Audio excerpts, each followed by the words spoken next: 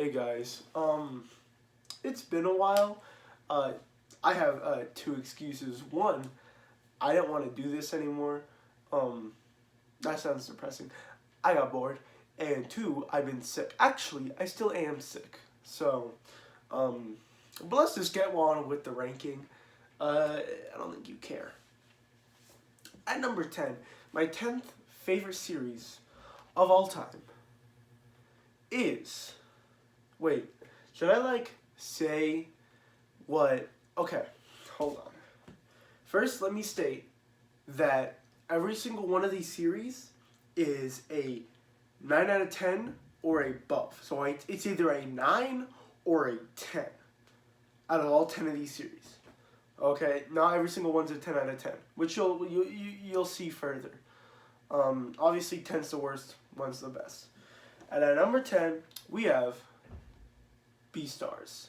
Beastars is one of those series that I hold very special in my heart. The beginning is just amazing, especially to the Riz fight, to the fight. Okay, spoilers for all the series I'm going to talk about. To the fight with Riz. It's just like it's a stream of ups that it never goes down, not once. It's just up, up, up, up, up. And it gets to the Riz fight, and it's literally amazing. That fight's amazing. The part Legoshi, amazing character. Louis, amazing. All right, and then after it goes down a little bit. It goes down. It goes, it was at like a 9 out of 10. It goes down to like a 7 or an 8.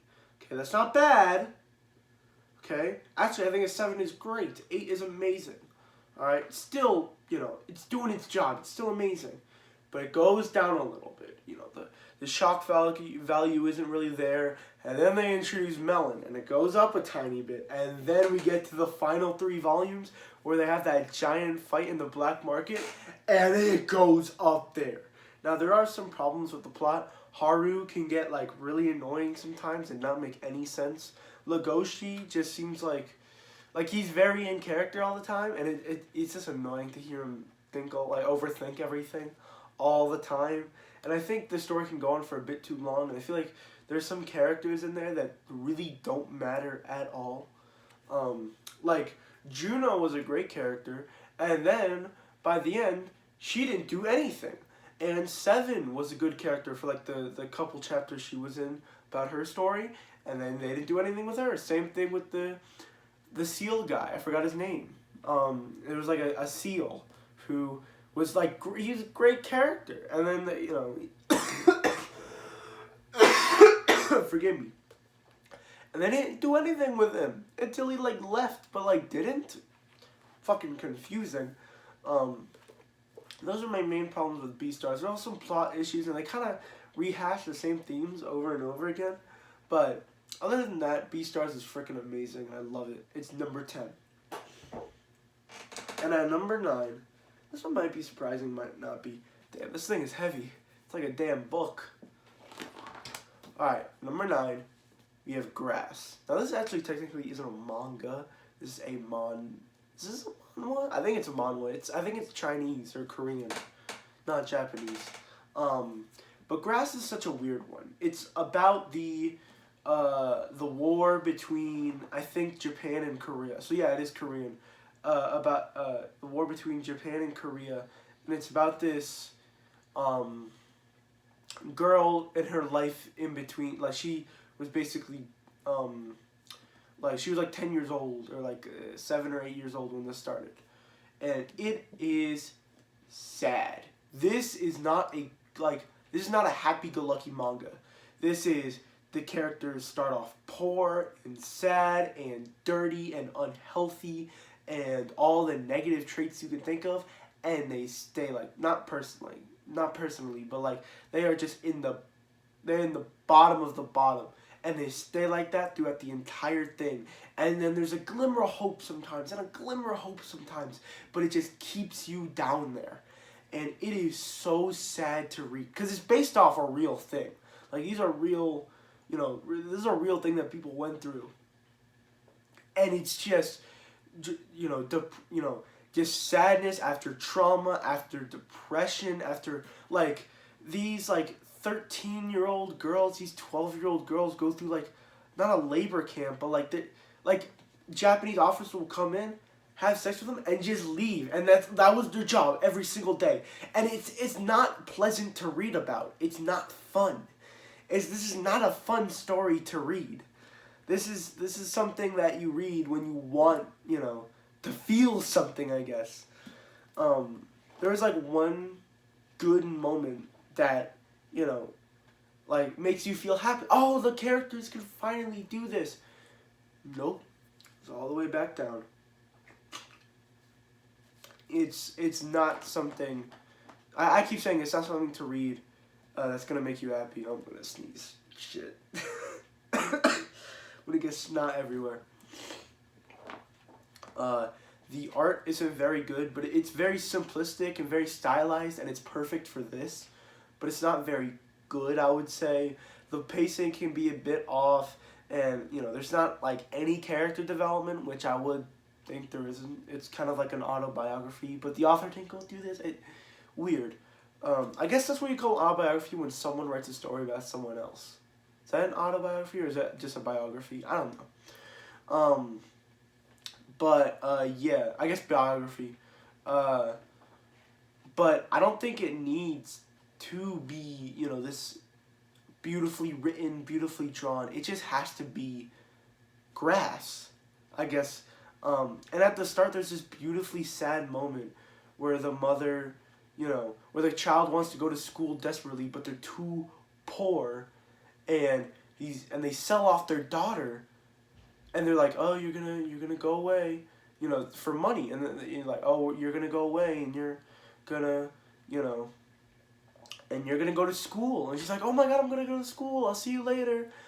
I'll see you. And then she talks with her mom and talks with that, and as the audience, she ain't going anywhere. Like, she ain't going to school. She's going somewhere else.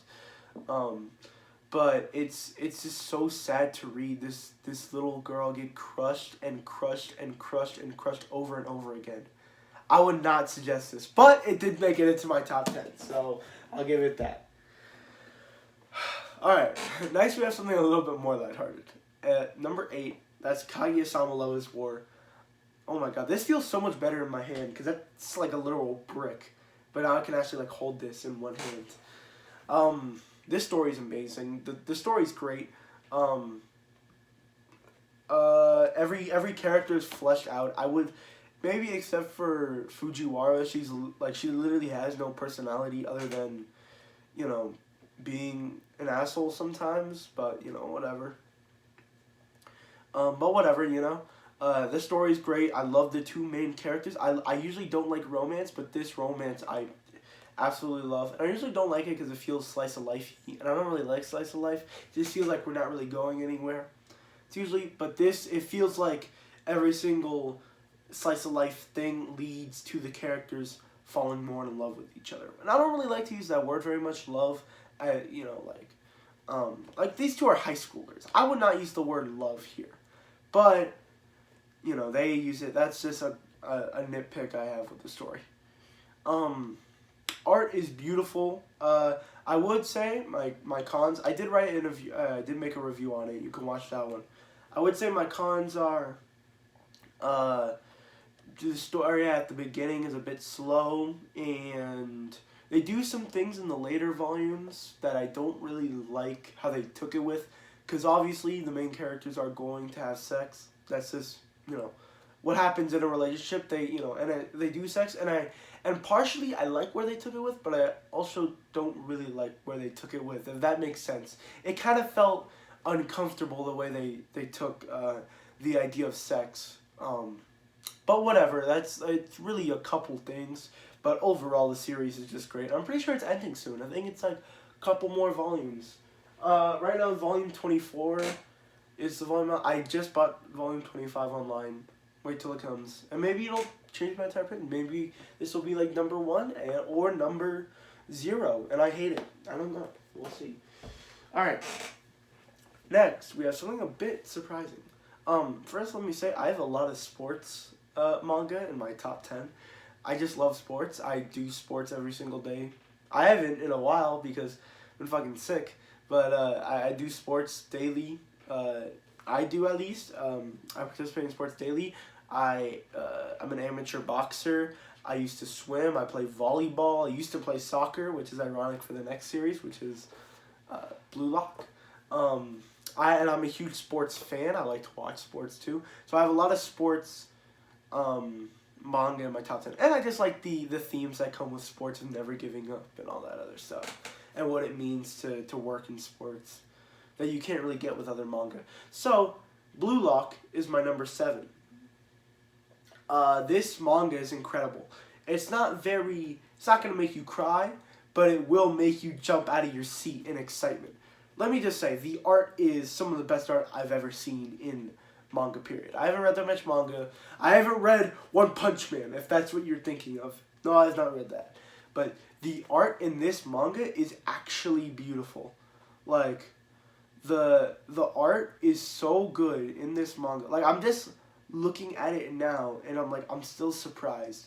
The character designs are so good.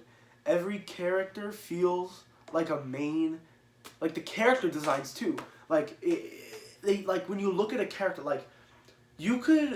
so in the manga, there are these teams, whatever, and you could have Team Y, if you've read Blue Lock,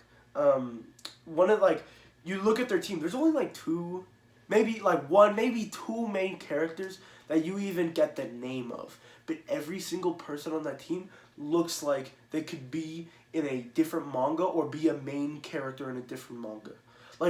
That's how much care is put into it. And it's not like they're just, this is all about character designs, but it's not like they're just plopped in there and, for no reason or whatever. I remember seeing this, but on Team X, Team X, there's one guy who, whatever, great character design. Not important whatsoever. You don't even get to know his name. And then when they show that scene where they're all leaving, you can see the guy there. And it's so cool because it actually feels like real people going for and working towards real things. And I also love that this manga, its themes about egoism, I 100% agree with it. I'm a huge soccer fan. I used to play a lot of soccer. I watch a lot of soccer.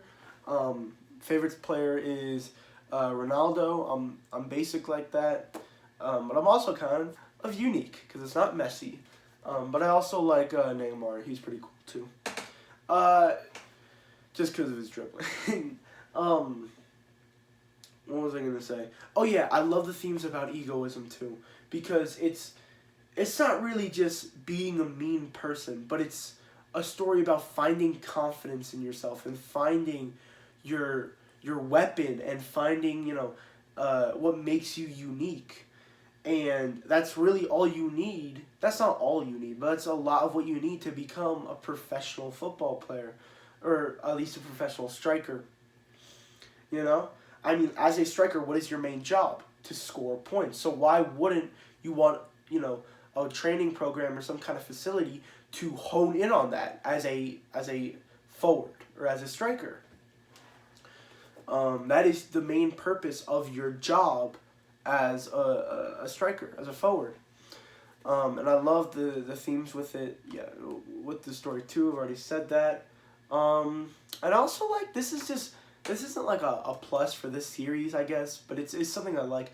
I like how these characters aren't just rude all the time. You know what I mean? Obviously you have those people who are rude, but the main character Usagi, he'll say some real fucked up shit to players on the field, and then after he's just this kind guy who just wants to play football and no more stuff. That is so relatable, because when I'm not to brag or anything, I'm a very nice guy. I'm very fun. I don't get mad easily. But when I'm in that boxing ring or when I'm playing any sport, I go crazy. I can't be nice anymore. And I love how they have characters like that. They're these nice people, and then off the field, they're these nice, incredible people, which is what I love. And then on the field, you have, they have that animal in them, they got that dog in them. That's what I love about Blue Lock. It's not anything profound.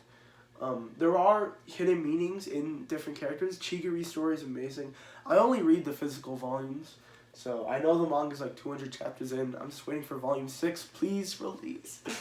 Uh, yeah.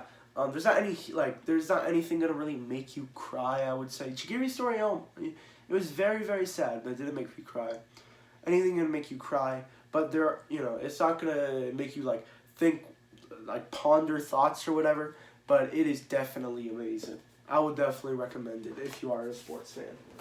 And that goes with the next manga too, because the next manga is Slam Dunk. Yes, I read the entire thing. I finished it.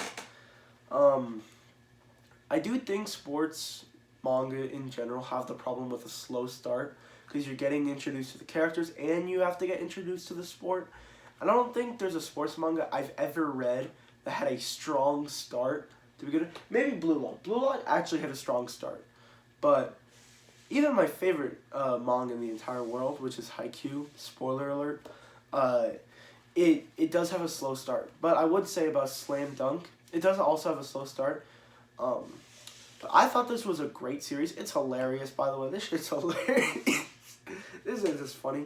But the part that made me fall in love with this manga was, spoiler alert, the part where Mitsui, I think that's how you say his name, he comes to the thing and you get to learn his backstory about, his leg, and then about his relationship with the coach. And I love coach-student relationships. It just, makes me hurt up inside. And and then he sees him, and then like that mean persona just breaks inside of him, and he topples down, and he breaks inside, and he just goes, I just want to play basketball again. That's all I want to do. I'm sorry. I just want to play basketball. And that hit so hard for me. I don't know how, but it hit so hard for me. And then the match between Sendo's team, I forgot what the name, was amazing. The characters are amazing. I would say the character designs aren't that great.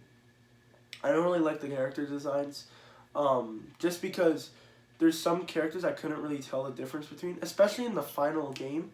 There was like 3 main characters on the opposing team, and I literally could not tell the difference between those 3 characters. Like, I was actually like having trouble saying who is who. And like, because I have like, I keep voices in my head and stuff, between who's the character and who's who. I couldn't, like, the voices were just changing like every panel. Yeah, but that's really my main issue with the story. Slow start also, and there's some parts that are just boring. But overall, first off, this manga is just cinematic. Like, the second to last chapter, and the final like buzzer beater, or like the final 10 seconds of the K9 match, were the most cinematic chapters I've ever seen in manga. Period. Above Haikyuu. Yeah, above Haikyuu. Now, I do like Haikyuu's themes more than Slam Dunk. I don't know, this isn't really about Haikyuu, it's about Slam Dunk. I love Slam Dunk, it just didn't get that high for me. But I love it, it's amazing. Alright.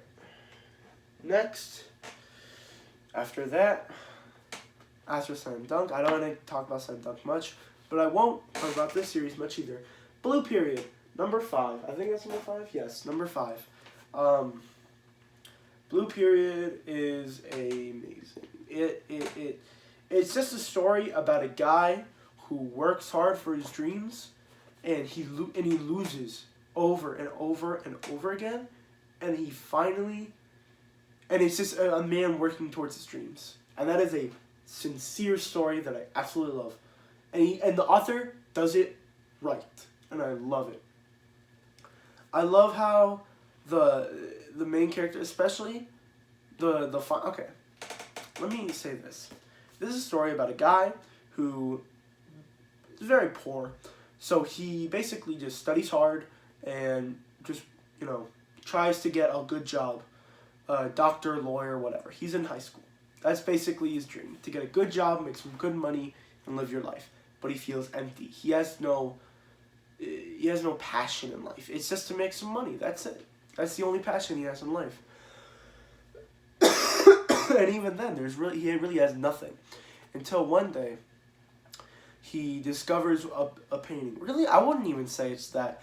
I say it's when he paints a blue painting of, I forgot what it was, but it was some kind of landscape of blue, and he travels into that painting, and he can feel it, basically. I used to do a lot of art too, and he can basically feel it, and just feels that painting, and he's basically sucked inside of his own thing, and it's beautiful. It's a beautiful painting. It's not the best thing in the world. It's not masterclass, but it's his painting. And he falls in love with it, and basically he just goes, you know what, fuck it, I'm gonna become an artist, and he does just that. He studies, he works, he puts in endless amount of work, and even when he puts in endless amount of work, he still fails, but he gets back up on his feet. And I love how they don't, they can let the main character cry sometimes. Even though he's a man and he has a lot of masculine attributes, it's okay for a man to cry. I love that about the main character. It's not like he's a Deku where he's crying all the time, every single second, but especially when the moments count, he's not, the author isn't afraid to make him shed a tear. Because he's human, he's human. Which I absolutely love about the main character. I love all the side characters too. Especially, I think his name's Yoshida. I think that's what his name is. I forgot. He's like a student, he's like a prodigy. And I love how they handle prodigies in this manga too. And this is the first series out of all the series that I've read, or at least on this list, that I would consider a masterpiece. There are some parts that get boring, but I really don't care. The manga is so amazing, and it delves into so many different things, and I can't even describe it with words. Just read it. All right, whatever. Next, we have at number 4. Hold on, I fucking fucked up the manga. At number 4, we have Alice in Borderland, volume. All 5 volumes are amazing. This series is so good. Like, it literally is. What? Okay, this series is just so good. Alright? I can't express how good this is. Basically, it's about this guy, and he basically doesn't really like his life very much, and he gets traveled to this death game type of place where he has to participate in. And it's freaking amazing. Like, it's actually freaking amazing. Like, the themes about life in this story and what it means to live and how to find purpose in your life, I actually think are expressed better in this. Well, these two manga talk about different things. They don't talk about the same things. This talks about how to find purpose in your life, and this one talks about what it means to live. But if I would say to get into any story, it'd be this one. There's a part in volume 2. It makes me cry every single time I read it. And basically it's these characters, right? And there's this one guy, he's going to die. It doesn't allow him to, live or whatever. He's going to die. And there's this part where the main character, he's upset about his life and he hates it. And he throws a rock at a window, right? And this one guy goes, and this one guy, he's never met him before. And he goes, oh, you just threw the rock at the window. They're going to be so mad at you. Go and run. I'll take the blame. It's like, what? That's so weird. And he runs and he takes the blame. And then he sees him at school because they go to the same school. And he goes, hey, why did you take the blame for me? Why? I'm so confused. Why? And he goes, because you look sad. And I don't know why, but it was the way it was written. Like, like we need people like that in this world, bro. All right, number 3. We're just gonna fly through these next ones. This video is way too long. At number 3, and I need to blow my nose. At number 3, we have Your Lie in April, the manga, not the anime. I made like a 20-minute review on this manga. Just watch that one. Whatever I can say here will not express what I said then, and it can't even express what this manga means to me. This is one of the first manga I've ever read, and oh my god, like sometimes I'll just read the final volume of this manga and just cry for no reason other than to give myself entertainment. That's it. Ugh. At number 2, which actually is one I haven't finished yet. I'm actually still reading this one. But technically everyone's still reading this one. And that's One Piece. Yeah, it's common to have One Piece as your favorite manga. Whatever. It's not mine though, it's my second favorite. Alright? The themes in this manga are so amazing. Let me just say this. I am at Skypiea right now. I finished Skypiea. Skypiea is done. I'm on Long Ring, Long Road. The arc sucks right now. Actually, it's pretty shit. By what I saw, by what I know, it's a pretty short one, so it won't matter. I'm just bored of that arc so far. It's just pretty boring. But yeah, One Piece is really good. I think everyone knows that it's good. I don't really have any problems with it, honestly. It's just amazing. That's all I can really say. I don't really have a problem with it. I don't have one single issue. Some stuff can feel a bit weird, but if, you know, this series has so many arcs in it that it's like, oh, this arc was a bit rushed, and this arc had this. It's like, it doesn't even matter at that point. Like, there's some moments in this story that if I could give an 11 out of 10, I would. But it gets held down by some of its bad moments that I really don't like. And some of the arcs that I really just don't care for. Alright. Finally, at the number 1 spot, unsurprisingly, maybe surprisingly, I do not know why, we have, God, this story's so good, Haikyuu, Target version. You see that shit? 20% off. Yeah. Fucking cheap. It's my first ever series. Target. God, is this series so good, bro. First off, the art is incredible.